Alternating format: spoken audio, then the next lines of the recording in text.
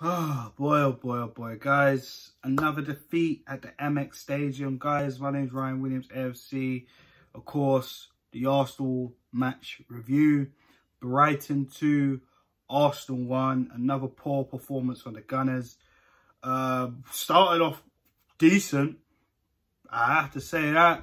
And then another injury happened, and then, yeah, Brighton didn't give up to the very end.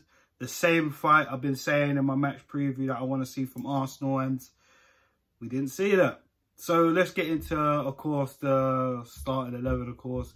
Guys, just before we get into that, if you're new to the channel, please make sure you like, share, and subscribe. Leave a comment in the comment section. Let me know your thoughts on the game and your thoughts on Arsenal in general, of course. So, yeah, starting 11. Leno was in goal. Hector Bellerin, Squadron Mustafi, Rob Holding, and Kolasinac was back in for Tierney on this one. In the midfield, we had Matteo Guendouzi, Danny Ceballos, and interestingly, we saw Saka in that role.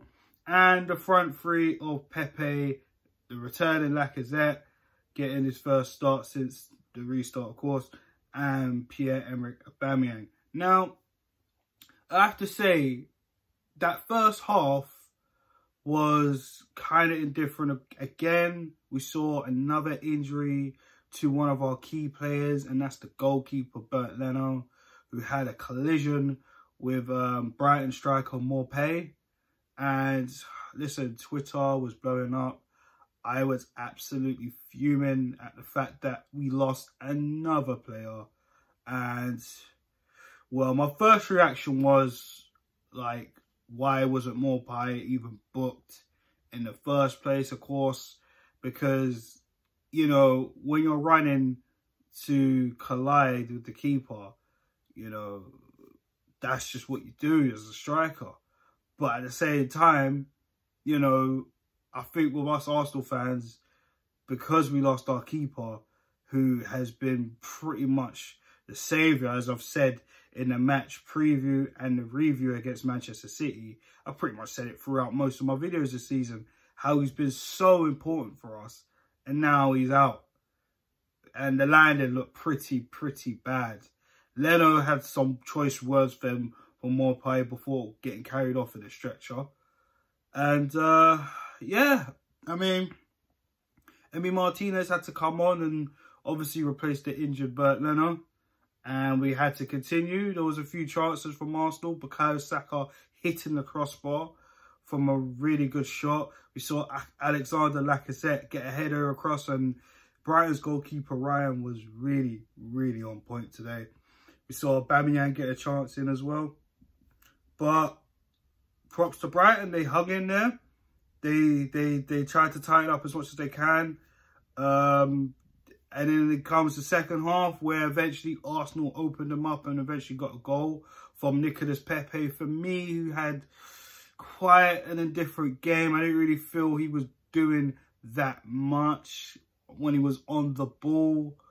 I felt he could have tried a lot harder. Of course, there was actually comments from our manager, Mikel Arteta, basically stating he felt like Pepe's been lacking a lot of consistency, probably within training.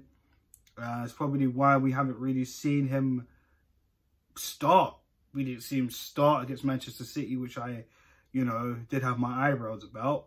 And, you know, when you kind of think about it, you look at how many times Unai Emery just never used to pick him that much, which was a bit weird, but that was that. I remember Longberg had a few comments about Pepe as well, where you kind of opted for Reece Nelson at a point. And it seems to be the same with Mikel Arteta. So I don't know what's going on with Nicolas Pepe, but what a goal he did in the 68th minute. What a class goal. The Gunners were flying. And then unfortunately about 7 minutes later, like, awful goal to concede from a corner. And it was Lewis Dunk, who myself and a lot of Arsenal fans were looking at to basically come in and be our defender. but he equalised it in a very, very scrappy goal. Poor defending from Arsenal. I mean, it just fell asleep. The ball was played in across the box, and it looked like Maupay tried to flick it. I think it was Maupay anyways. Tried to flick it in. It's come off one of the defenders. I think it might have been Rob Holding, or it might have been Mustafi, my mistake. But it come off to the centre-back, and Lewis Dunk just basically tapped it in, and just Rob Holding falling over the ball, and just, it was just awful. It was just an awful goal to concede. Not even that long after Pepe just scored, probably about 8 minutes. And then, of course, finally Arsenal lose the game. And, boy, it was a very classy goal from Brighton. I have to hold my hands up high from them. It was a good partnership there from Connolly. Good touch from Connolly for Maupay to just take it over Martinez. And again, poor defending from Arsenal, which we've been saying pretty much every game, even when we're winning. Poor defending.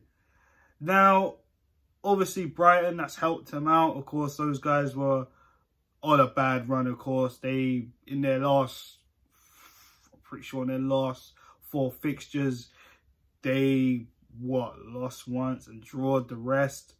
And this is their first win of 2020. This is the usual Arsenal thing. Like I said in the Manchester City match review, Sterling hadn't scored in the whole of 2020 for Manchester City. And look again. Typical.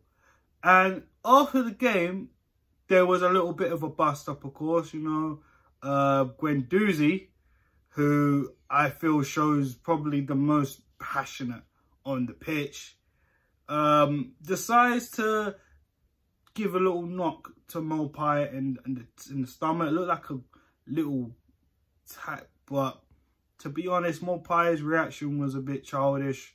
I think Guendouzi doing that was a bit childish as well. Personally, just looks like a sore loser, if I'm honest. And that's, to be honest with you guys, why am I seeing that now? Why are you showing me fight when the whistle's blown? That's just ridiculous. I'm sorry.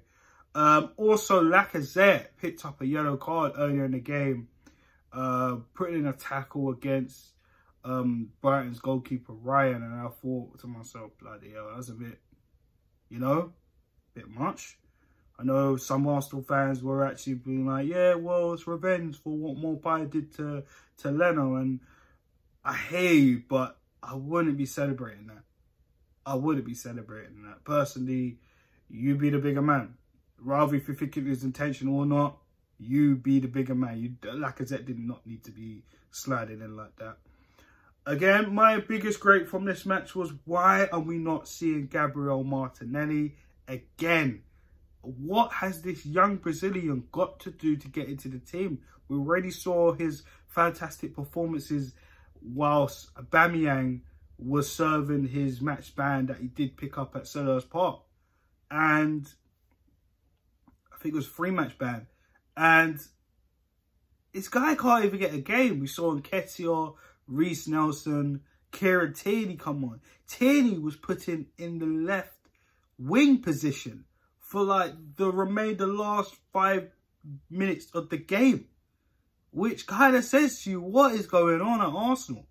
So for me, I don't know what Mikel Arteta has said to Martinelli, or Martinelli's done something. I don't know. What has he done to deserve this? There's a lot more questions than answers, I have to say that. We did hear from Mikel Arteta after the game in his post-match interview, and he was not impressed. Words that I'd like to hear from him come out and say, listen, they weren't competitive. If we want to be where we want to be, we can't be losing to teams like Brighton. Basically, not competitive enough. That's coming from your manager. That's 2 games in a row. Well, we can't delete this one off the hard drive. I'm sorry. Absolutely unacceptable from the players. They all should hang their head in shame. I don't care. The only person for me that probably done well is probably Kolasinac. We did see A little bit interchange from Lacazette and Aubameyang. That was a little bit more brighter today, I have to say. Pepe was disappointing for me before he scored the goal, and then after he kind of slowly disappeared. Given the fact that Brighton did start to turn up. The defence, again, for the goals, absolutely horrific. Honestly, I really don't know. I really don't know. Yeah, that's all I really got to say on it, guys. I'm very, very frustrated, as you can tell. Same old Arsenal, man. You know, before we went on the break, we were actually doing well. We were actually looked like we were actually going to try and close the gap on a Manchester United, on a Sheffield United, or Wolves. Do you know what I'm saying? And yet, Tottenham and Manchester United draw yesterday, and that would have been the perfect scoreline for us to go, okay, cool. We'll go to the Amex, we'll get the 3 points, and we'll close the gap. But no. It didn't happen, did it? So, we lost 2-1 against Brighton. And to believe it or not, deservedly so. I mean, Brighton really didn't let their heads drop after conceding a goal from us. They scored in about 7-8 minutes left after Pepe got the goal. Then they come back and finish us off. Heads dropped to Arsenal. Their mentality in this club seriously needs to change. Yeah, look, I don't know what to say. You know, again, I just had a conversation with my cousin, and he was even saying to me, well, all Arsenal could do is try and fight for a Europa League place. I ain't even so sure we can even do that.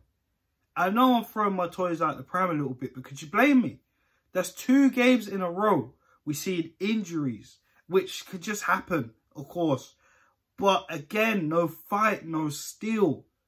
We go a goal up and then we just lose our heads, thinking, okay, the game might be done. 1-0 at the Amex. Whoop-de-doo. And then what happens? They just turn around, turn up the volume, turn up the heat, and then get 2 extra goals. And then they go and rescue, hopefully, their season for themselves. So, again, I honestly do not know what to expect from Arsenal anymore. It's just been a piss-poor season from up and down.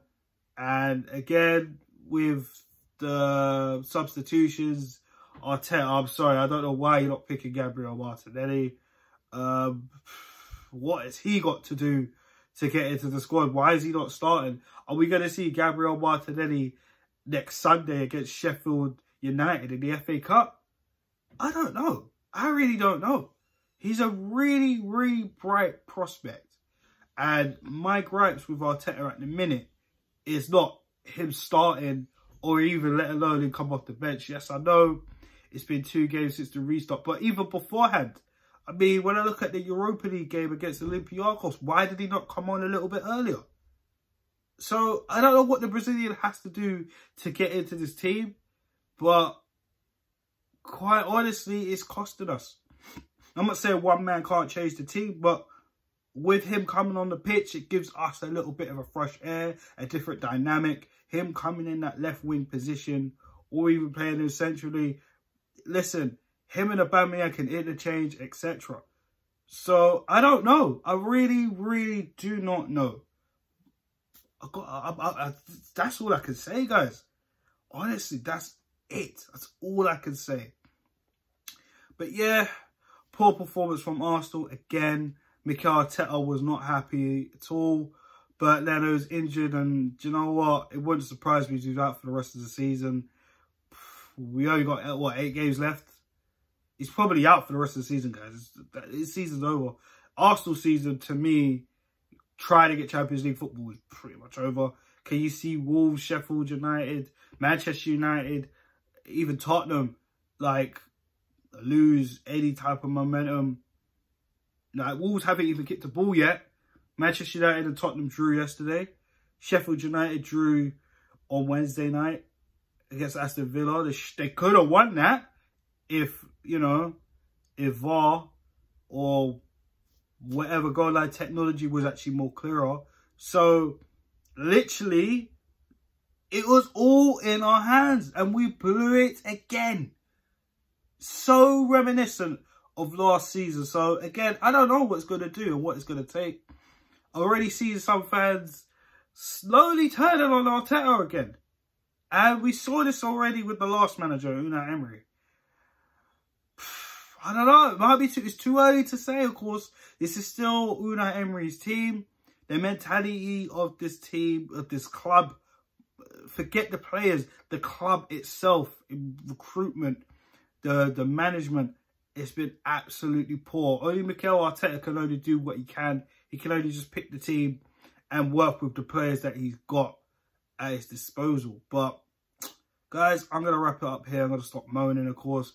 Let me know your thoughts on this video and the game itself. Arsenal not picking up any points since the restart again.